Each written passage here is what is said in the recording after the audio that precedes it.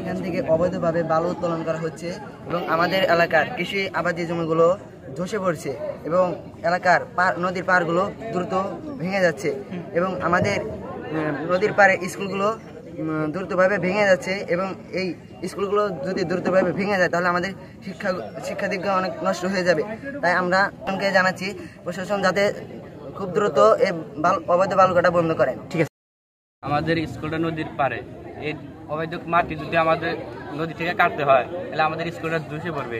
এই জন্য বলছি আমাদের এই নদী অবৈধ মাটি কাটা চলবে না। এই অবৈধ মাটি কাটা যত দ্রুত বন্ধ করা যায় তত আমাদের স্কুল ব্যবস্থা ভালো হবে। নাহলে স্কুল যদি ভেঙে যায় নাহলে আমাদের শিক্ষা দীক্ষা সব নষ্ট হয়ে যাবে, বন্ধ হয়ে যাবে।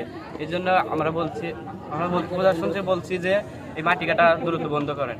কি হবে বলো তো? আমাদের স্কুল ধ্বংস হয়ে যাবে। আমাদের স্কুল বিলীনের পথে চলে যাচ্ছে। মাটি কাটার জন্য আমাদের আবাদি জমি নষ্ট হয়ে যাচ্ছে, আমাদের রাস্তাঘাট বাজার সবকিছু নষ্ট হয়ে যাচ্ছে।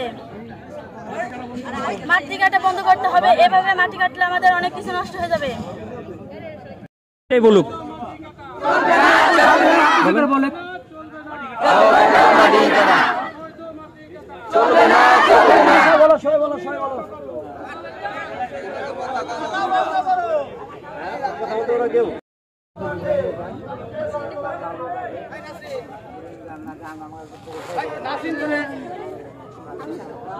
স্লোগান দিতে। হ্যাঁ, স্লোগান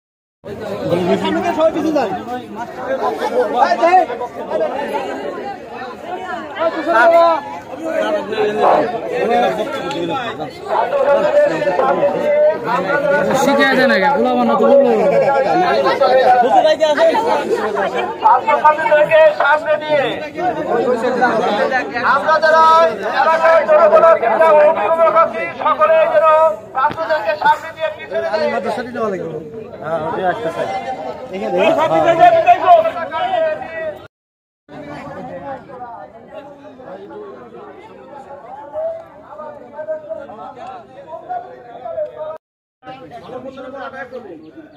মানুষ বন্ধন বিক্ষোভ করে এসে আমরা সমাবেশ করতে আমরা যেটা আপনাদের ভিডিও দিনে করে ঠিক আছে, কিন্তু আপনি প্রথমে সমাবেশ করলে